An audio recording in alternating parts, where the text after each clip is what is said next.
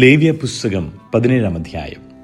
യഹോവ പിന്നെയും മോശയോട് അരുളി ചെയ്തത്, നീ അഹരോനോടും പുത്രന്മാരോടും എല്ലാ ഇസ്രായേൽ മക്കളോടും പറയേണ്ടത് എന്തെന്നാൽ, യഹോവ കൽപ്പിച്ച കാര്യം ആവിത്. ഇസ്രായേൽ ഗൃഹത്തിൽ ആരെങ്കിലും കാളയെയോ ആട്ടിൻകുട്ടിയെയോ കോലാടിനെയോ പാളയത്തിൽ വെച്ചെങ്കിലും പാളയത്തിന് പുറത്തു വെച്ചെങ്കിലും അറുക്കുകയും അതിനെ യഹോവയുടെ കൂടാരത്തിൻ്റെ മുമ്പിൽ യഹോവയ്ക്ക് വഴിപാടായി അർപ്പിക്കേണ്ടതിന് സമാഗമന കൂടാരത്തിൻ്റെ വാതിൽക്കൽ കൊണ്ടുവരാതിരിക്കുകയും ചെയ്താൽ അതവന് രക്തപാതകമായി എണ്ണേണം. അവൻ രക്തം ചൊരിയിച്ചു ആ മനുഷ്യനെ അവൻ്റെ ജനത്തിൻ്റെ നടുവിൽ നിന്ന് ഛേദിച്ചു കളയണം.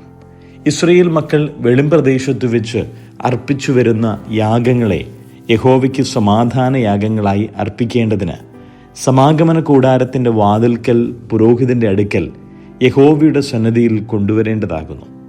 പുരോഹിതൻ അവയുടെ രക്തം സമാഗമന കൂടാരത്തിൻ്റെ വാതിൽക്കൽ യഹോവയുടെ യാഗപീഠത്തിന്മേൽ തളിച്ച് മേദസ്സ് യഹോവയ്ക്ക് സൗരഭ്യവാസനയായി ദഹിപ്പിക്കണം. അവർ പരസംഗമായി പിന്തുടരുന്ന ഭൂതങ്ങൾക്ക് ഇനി തങ്ങളുടെ ബലികൾ അർപ്പിക്കരുത്. ഇത് തലമുറ തലമുറയായി അവർക്ക് എന്നേക്കുമുള്ള ചട്ടമായിരിക്കണം. നീ അവരോട് പറയേണ്ടത് എന്തെന്നാൽ, ഇസ്രായേൽ ഗൃഹത്തിലോ നിങ്ങളുടെ ഇടയിൽ പാർക്കുന്ന പരദേശികളോ ആരെങ്കിലും ഹോമയാഗമോ ഹനനയാഗമോ അർപ്പിക്കുകയും അത് യഹോവയ്ക്ക് അർപ്പിക്കേണ്ടതിന് സമാഗമന കൂടാരത്തിൻ്റെ വാതിൽക്കൽ കൊണ്ടുവരാതിരിക്കുകയും ചെയ്താൽ അവനെ അവൻ്റെ ജനത്തിൽ നിന്ന് ഛേദിച്ചു കളയണം. ഇസ്രായേൽ ഗൃഹത്തിലോ തങ്ങളുടെ ഇടയിൽ പാർക്കുന്ന പരദേശികളോ ആരെങ്കിലും വല്ല രക്തവും ഭക്ഷിച്ചാൽ രക്തം ഭക്ഷിച്ചവൻ്റെ നേരെ ഞാൻ ദൃഷ്ടിവെച്ച് അവനെ അവൻ്റെ ജനത്തിൻ്റെ ഇടയിൽ നിന്ന് ഛേദിച്ചു കളയും. മാംസത്തിൻ്റെ ജീവൻ രക്തത്തിലല്ലോ ഇരിക്കുന്നത്. യാഗപീഠത്തിന്മേൽ നിങ്ങൾക്ക് വേണ്ടി പ്രായശ്ചിത്തം കഴിപ്പാൻ ഞാനത് നിങ്ങൾക്ക് തന്നിരിക്കുന്നു. രക്തമല്ലോ ജീവൻ മൂലമായി പ്രായശ്ചിത്തമാകുന്നത്. അതുകൊണ്ടത്രേ നിങ്ങളിൽ യാതൊരുത്തിനും രക്തം ഭക്ഷിക്കരുത്. നിങ്ങളുടെ ഇടയിൽ പാർക്കുന്ന പരദേശിയും രക്തം ഭക്ഷിക്കരുത് എന്ന് ഞാൻ ഇസ്രായേൽ മക്കളോട് കൽപ്പിച്ചു. ഇസ്രായേൽ മക്കളിലോ നിങ്ങളുടെ ഇടയിൽ പാർക്കുന്ന പരദേശികളിലോ ആരെങ്കിലും തിന്നാകുന്ന ഒരു മൃഗത്തെയോ പക്ഷിയെയോ വേട്ടയാടി പിടിച്ചാൽ അവൻ അതിൻ്റെ രക്തം കളഞ്ഞ് മണ്ണിട്ട് മൂടേണം. സകല ജഡത്തിൻ്റെയും ജീവൻ അതിൻ്റെ ജീവാധാരമായ രക്തം തന്നെ. അതുകൊണ്ടത്രേ ഞാൻ ഇസ്രായേൽ മക്കളോട് യാതൊരു ജഡത്തിൻ്റെ രക്തവും നിങ്ങൾ ഭക്ഷിക്കരുത് എന്ന് കൽപ്പിച്ചത്. സകല ജഡത്തിൻ്റെയും ജീവൻ അതിൻ്റെ രക്തമല്ലോ. അത് ഭക്ഷിക്കുന്നവനെയെല്ലാം ഛേദിച്ചു കളയണം.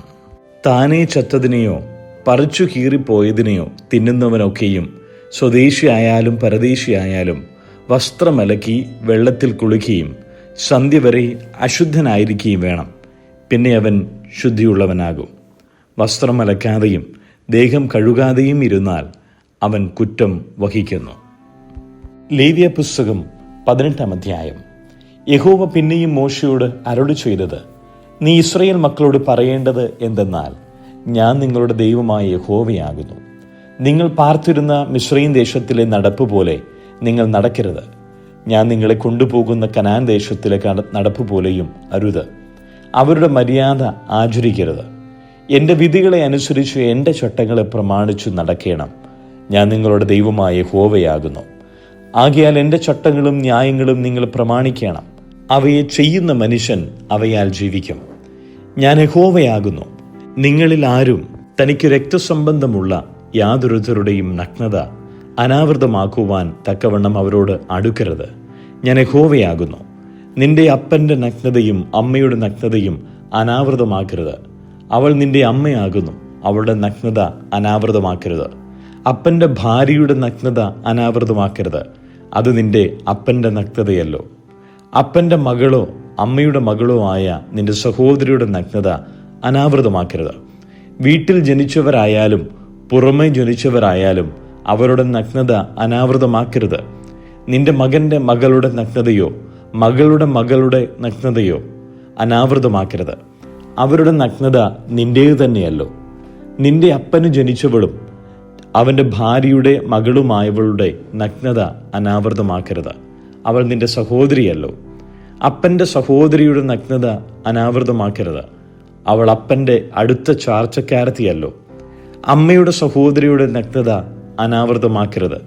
അവൾ നിന്റെ അമ്മയുടെ അടുത്ത ചാർച്ചക്കാരത്തിയല്ലോ. അപ്പൻ്റെ സഹോദരൻ്റെ നഗ്നത അനാവൃതമാക്കരുത്. അവൻ്റെ ഭാര്യയോട് അടുക്കുകയും അരുത്, അവൾ നിന്റെ ഇളയമ്മയല്ലോ. നിന്റെ മരുമകളുടെ നഗ്നത അനാവൃതമാക്കരുത്, അവൾ നിന്റെ മകൻ്റെ ഭാര്യയല്ലോ. അവളുടെ നഗ്നത അനാവൃതമാക്കരുത്. സഹോദരൻ്റെ ഭാര്യയുടെ നഗ്നത അനാവൃതമാക്കരുത്, അത് നിന്റെ സഹോദരൻ്റെ നഗ്നതയല്ലോ. ഒരു സ്ത്രീയുടെയും അവളുടെ മകളുടെയും നഗ്നത അനാവൃതമാക്കരുത്. അവളുടെ മകൻ്റെയോ മകളുടെ നഗ്നത അനാവൃതമാക്കരുത്, അവരെ പരിഗ്രഹിക്കുകയും വരുത്. അവർ അടുത്ത ചാർച്ചക്കാരല്ലോ, അത് ദുഷ്കർമ്മം. ഭാര്യ ജീവനോടിരിക്കുമ്പോൾ അവളെ ദുഃഖിപ്പിപ്പാൻ അവളുടെ സഹോദരിയുടെ നഗ്നത അനാവൃതമാക്കുമാറ് അവളെ കൂടെ പരിഗ്രഹിക്കരുത്. ഒരു സ്ത്രീ ഋതുനിമിത്തം അശുദ്ധമായിരിക്കുമ്പോൾ അവളുടെ നഗ്നത അനാവൃതമാക്കുമാറ് അവളോട് അടുക്കരുത്. കൂട്ടുകാരൻ്റെ ഭാര്യയോടുകൂടെ ശയിച്ച് അവളെ കൊണ്ട് നിന്നെ അശുദ്ധനാക്കരുത്. നിന്റെ സന്തതിയിൽ ഒന്നിനെയും മോലക്കിന് അർപ്പിച്ച് നിന്റെ ദൈവത്തിൻ്റെ നാമത്തെ അശുദ്ധമാക്കരുത്. ഞാൻ യഹോവ ആകുന്നു. സ്ത്രീയോട് എന്ന പോലെ പുരുഷനോടുകൂടെ ശയിക്കരുത്, അത് മ്ലേച്ഛത. യാതൊരു മൃഗത്തോടും കൂടെ ശയിച്ച് അതിനാൽ നിന്നെ അശുദ്ധനാക്കരുത്. യാതൊരു സ്ത്രീയും ഒരു മൃഗത്തോടും കൂടെ ശയിക്കേണ്ടതിന് അതിൻ്റെ മുമ്പിൽ നിൽക്കുകയും അരുത്, അത് നിർദിഷ്ടം. ഇവയിൽ ഒന്നുകൊണ്ടും നിങ്ങളെ തന്നെ അശുദ്ധമാക്കരുത്. ഞാൻ നിങ്ങളുടെ മുമ്പിൽ നിന്ന് നീക്കിക്കളയുന്ന ജാതികൾ ഇവയാലൊക്കെയും തന്നെ അശുദ്ധരാക്കിയിരിക്കുന്നു. ദേശവും അശുദ്ധമായി തീർന്നു, അതുകൊണ്ട് ഞാൻ അതിൻ്റെ അകൃത്യം അതിന്മേൽ സന്ദർശിക്കും. ദേശം തൻ്റെ നിവാസികളെ ഛർദ്ദിച്ചു കളയുന്നു. ഈ മ്ലേച്ഛതയൊക്കെയും നിങ്ങൾക്ക് മുമ്പേ ആ ദേശത്തുണ്ടായിരുന്ന മനുഷ്യർ ചെയ്തു. ദേശം അശുദ്ധമായി തീർന്നു. നിങ്ങൾക്ക് മുമ്പേ ഉണ്ടായിരുന്ന ജാതികളെ ദേശം ഛർദ്ദിച്ചു കളഞ്ഞതുപോലെ നിങ്ങൾ അതിനെ അശുദ്ധമാക്കിയിട്ട് നിങ്ങളെയും ഛർദ്ദിച്ചു കളയാതിരിപ്പാൻ നിങ്ങൾ എൻ്റെ ചട്ടങ്ങളും വിധികളും പ്രമാണിക്കണം.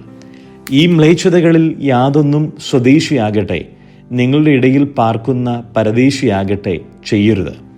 ആരെങ്കിലും ഈ സകല മ്ലേച്ഛതകളിലും ഏതെങ്കിലും ചെയ്താൽ അങ്ങനെ ചെയ്യുന്നവരെ അവരുടെ ജനത്തിൽ നിന്ന് ഛേദിച്ചു കളയണം. ആകയാൽ നിങ്ങൾക്ക് മുമ്പേ നടന്ന ഈ മ്ലേച്ഛ മര്യാദകളിൽ യാതൊന്നും ചെയ്യാതെയും അവയാൽ അശുദ്ധമാകാതെയും ഇരിപ്പാൻ നിങ്ങൾ എൻ്റെ പ്രമാണങ്ങളെ പ്രമാണിക്കണം. ഞാൻ നിങ്ങളുടെ ദൈവമായ യഹോവ ആകുന്നു. സങ്കീർത്തനങ്ങൾ 78:40 മുതലുള്ള വാക്യങ്ങൾ. മരുഭൂമിയിൽ അവർ എത്ര പ്രാവശ്യം അവനോട് മത്സരിച്ചു, ശൂന്യപ്രദേശത്ത് എത്ര പ്രാവശ്യം അവനെ ദുഃഖിപ്പിച്ചു. അവർ പിന്നെയും പിന്നെയും ദൈവത്തെ പരീക്ഷിച്ചു, ഇസ്രയേലിന്റെ പരിശുദ്ധനെ മുഷിപ്പിച്ചു. മിസ്രയീമിൽ അടയാളങ്ങളെയും സോവാൻ വയലിൽ അത്ഭുതങ്ങളെയും ചെയ്ത അവൻ്റെ കയ്യും അവൻ ശത്രുവിൻ വശത്തുനിന്ന് അവരെ വിടുവിച്ച ദിവസവും അവർ ഓർത്തില്ല. അവൻ അവരുടെ നദികളെയും തോടുകളെയും അവർക്ക് കുടിപ്പാൻ വഹിയാതെ വണ്ണം രക്തമാക്കി തീർത്തു. അവൻ അവരുടെ ഇടയിൽ ഈച്ചയെ അയച്ചു, അവ അവരെ അരിച്ചു കളഞ്ഞു. തവളയെയും അയച്ചു, അവ അവർക്ക് നാശം ചെയ്തു. അവരുടെ വിള അവൻ തുള്ളനും അവരുടെ പ്രയത്നം വെട്ടുക്കിളിക്കും കൊടുത്തു. അവൻ അവരുടെ മുന്തിരിവള്ളികളെ കൽമഴ കൊണ്ടും അവരുടെ കാട്ടത്തി വൃക്ഷങ്ങളെ ആലിപ്പഴം കൊണ്ടും നശിപ്പിച്ചു. അവൻ അവരുടെ കന്നുകാലികളെ കൽമഴയ്ക്കും അവരുടെ ആട്ടിൻകൂട്ടങ്ങളെ ഇടിത്തീയ്ക്കും ഏൽപ്പിച്ചു. അവൻ അവരുടെ ഇടയിൽ തൻ്റെ കോപാഗ്നിയും ക്രോധവും രോഷവും കഷ്ടവും അയച്ചു. അനർത്ഥദൂതന്മാരുടെ ഒരു ഗണത്തെ തന്നെ അവൻ തൻ്റെ കോപത്തിന് ഒരു പാത ഒരുക്കി. അവരുടെ പ്രാണനെ മരണത്തിൽ നിന്ന് വിടുവിക്കാതെ അവരുടെ ജീവനെ മഹാമാരിക്ക് ഏൽപ്പിച്ചു കളഞ്ഞു. അവൻ മിസ്രയീമിലെ എല്ലാ കടിഞ്ഞൂലിനെയും ഹാം കൂടാരങ്ങളിലുള്ളവരുടെ വീര്യത്തിൻ്റെ പ്രഥമ ഫലത്തെയും സംഹരിച്ചു. എന്നാൽ തൻ്റെ ജനത്തെ അവൻ ആടുകളെ പോലെ പുറപ്പെടുവിച്ചു, മരുഭൂമിയിൽ ആട്ടിൻകൂട്ടത്തെ പോലെ അവരെ നടത്തി. അവൻ അവരെ നിർഭയമായി നടത്തുകയാൽ അവർക്ക് പേടിയുണ്ടായില്ല. അവരുടെ ശത്രുക്കളെ സമുദ്രം മൂടിക്കളഞ്ഞു. അവൻ അവരെ തൻ്റെ വിശുദ്ധ ദേശത്തിലേക്കും തൻ്റെ വലങ്കൈ സമ്പാദിച്ച ഈ പർവ്വതത്തിലേക്കും കൊണ്ടുവന്നു. അവരുടെ മുമ്പിൽ നിന്ന് അവൻ ജാതികളെ നീക്കിക്കളഞ്ഞു. ചരടുകൊണ്ട് അളന്ന് അവർക്ക് അവകാശം പകുത്തുകൊടുത്തു. ഇസ്രയേലിന്റെ ഗോത്രങ്ങളെ അവരവരുടെ കൂടാരങ്ങളിൽ പാർപ്പിച്ചു. എങ്കിലും അവർ അത്യുന്നതനായ ദൈവത്തെ പരീക്ഷിച്ചു, മത്സരിച്ചു. അവരുടെ സാക്ഷ്യങ്ങളെ പ്രമാണിച്ചതുമില്ല. അവർ തങ്ങളുടെ പിതാക്കന്മാരെ പോലെ പിന്തിരിഞ്ഞ് ദ്രോഹം ചെയ്തു. വഞ്ചനയുള്ള വില്ലുപോലെ അവർ മാറിക്കളഞ്ഞു. അവർ തങ്ങളുടെ പൂജാഗിരികളെ കൊണ്ട് അവനെ കോപിപ്പിച്ചു. വിഗ്രഹങ്ങളെ കൊണ്ട് അവന് തീഷ്ണത ജനിപ്പിച്ചു. ദൈവം കേട്ടു, ക്രുദ്ധിച്ചു, ഇസ്രായേലിനെ ഏറ്റവും വെറുത്തു. ആകയാൽ അവൻ ശീലോവിലെ തിരുനിവാസവും താൻ മനുഷ്യരുടെ ഇടയിൽ അടിച്ചിരുന്ന കൂടാരവും ഉപേക്ഷിച്ചു. തൻ്റെ ബലത്തെ പ്രവാസത്തിലും തൻ്റെ മഹത്വത്തെ ശത്രുവിൻ്റെ കയ്യിലും ഏൽപ്പിച്ചു കൊടുത്തു. അവൻ തൻ്റെ അവകാശത്തോട് കോപിച്ചു, തൻ്റെ ജനത്തെ വാളിന് വിട്ടുകൊടുത്തു. അവരുടെ യൗവനക്കാർ തീക്ക് ഇരയായി തീർന്നു. അവരുടെ കന്യകമാർക്ക് വിവാഹഗീതം ഉണ്ടായതുമില്ല. അവരുടെ പുരോഹിതന്മാർ വാൾ കൊണ്ട് വീണു. അവരുടെ വിധവമാർ വിലാപം കഴിച്ചതുമില്ല. അപ്പോൾ കർത്താവ് ഉറക്കമുണർന്നു വരുന്നവനെ പോലെയും വീഞ്ഞു കുടിച്ച് അട്ടഹസിക്കുന്ന വീരനെ പോലെയും ഉണർന്നു. അവൻ തൻ്റെ ശത്രുക്കളെ പുറകോട്ട് അടിച്ചു കളഞ്ഞു. അവർക്ക് നിത്യനിന്ദ വരുത്തുകയും ചെയ്തു. എന്നാൽ അവൻ യോസേഫിൻ്റെ കൂടാരത്തെ ത്യജിച്ചു. എഫ്രയീം ഗോത്രത്തെ തിരഞ്ഞെടുത്തതുമില്ല. അവൻ യഹൂദ ഗോത്രത്തെയും താൻ പ്രിയപ്പെട്ട സിയോൻ പർവ്വതത്തെയും തിരഞ്ഞെടുത്തു. താൻ സദാകാലത്തേക്കും സ്ഥാപിച്ചിരിക്കുന്ന ഭൂമിയെപ്പോലെയും സ്വർഗോന്നതികളെപ്പോലെയും അവൻ തൻ്റെ വിശുദ്ധ മന്ദിരത്തെ പണിതു. അവൻ തൻ്റെ ദാസനായ ദാവീദിനെ തിരഞ്ഞെടുത്തു. ആട്ടിൻ തൊഴുത്തുകളിൽ നിന്ന് അവനെ വരുത്തി. തൻ്റെ ജനമായ യാക്കോബിനെയും താൻ അവകാശമായ ഇസ്രായേലിനെയും മേയ്ക്കേണ്ടതിന് അവനെ തള്ളയാടുകളെ നോക്കുന്ന വേലയിൽ നിന്ന് കൊണ്ടുവന്നു. അങ്ങനെ അവൻ പരമാർത്ഥ ഹൃദയത്തോടെ അവരെ മേയിച്ചു, കൈമിടുക്കോടെ അവരെ നടത്തി. ലൂക്കോസിൻ്റെ സുവിശേഷം 19-ാം അധ്യായം. അവൻ എരിഹോവിൽ എത്തി കടന്നു പോകുമ്പോൾ ചുങ്കക്കാരിൽ പ്രമാണിയും ധനവാനുമായ സക്കായി എന്നു പേരുള്ള ഒരു പുരുഷൻ യേശു എങ്ങനെയുള്ളവൻ എന്ന് കാണുവാൻ ശ്രമിച്ചു.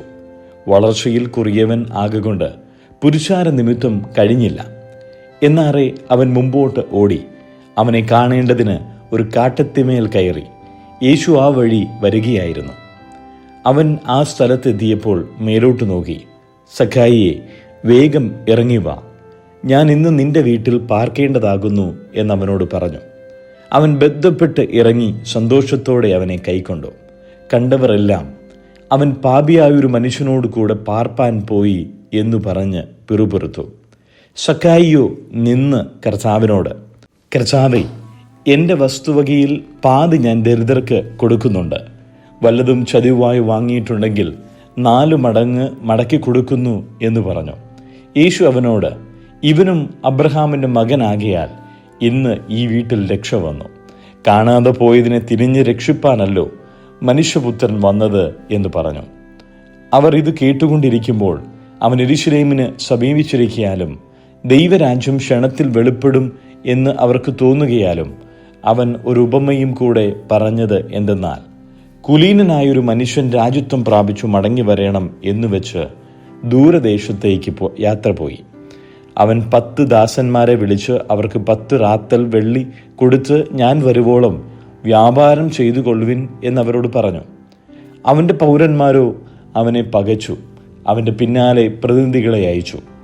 അവൻ ഞങ്ങൾക്ക് രാജാവായിരിക്കുന്നത് ഞങ്ങൾക്ക് സമ്മതമല്ല എന്ന് ബോധിപ്പിച്ചു. അവൻ രാജ്യത്വം പ്രാപിച്ചു മടങ്ങി വന്നപ്പോൾ താൻ ദ്രവ്യം കൊടുത്തിരുന്ന ദാസന്മാർ വ്യാപാരം ചെയ്ത് എന്തു നേടി എന്നറിയേണ്ടതിന് അവരെ വിളിപ്പാൻ കൽപ്പിച്ചു.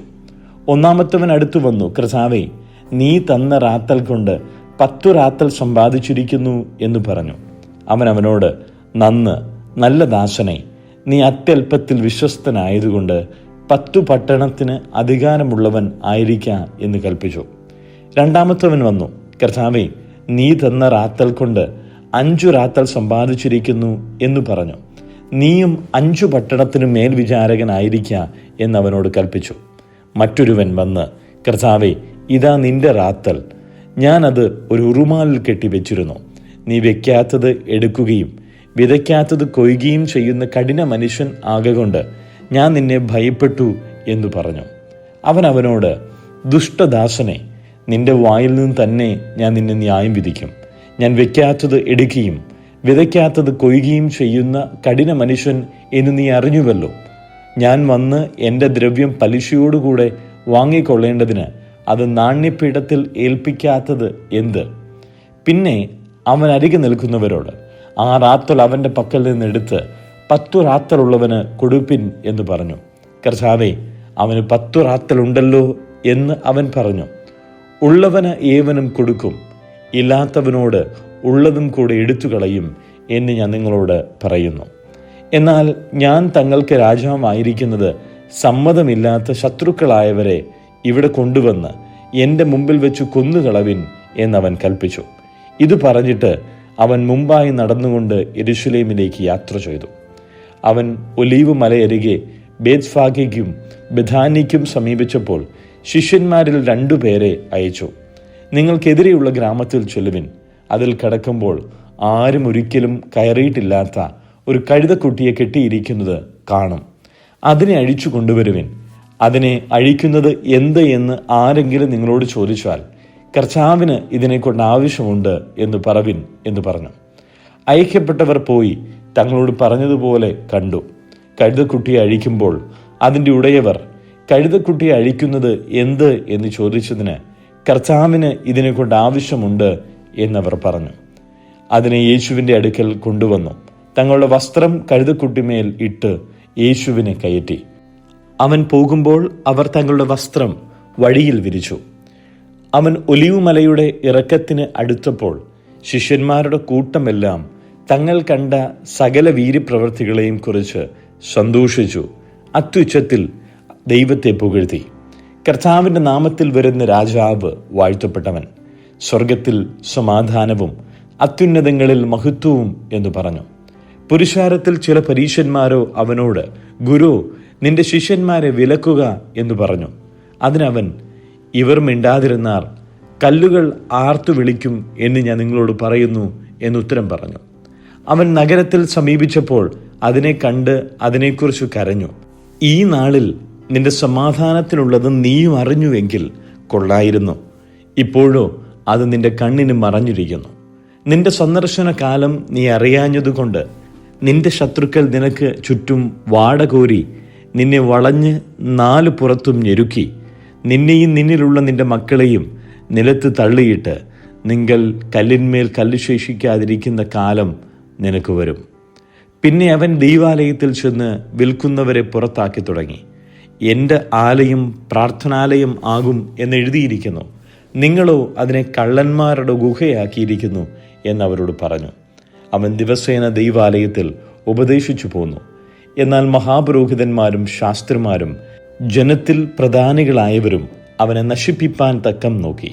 എങ്കിലും ജനമെല്ലാം അവൻ്റെ വചനം കേട്ടു രഞ്ജിച്ചിരിക്കുകയാൽ എന്തു ചെയ്യേണ്ടു എന്നവർ അറിഞ്ഞില്ല.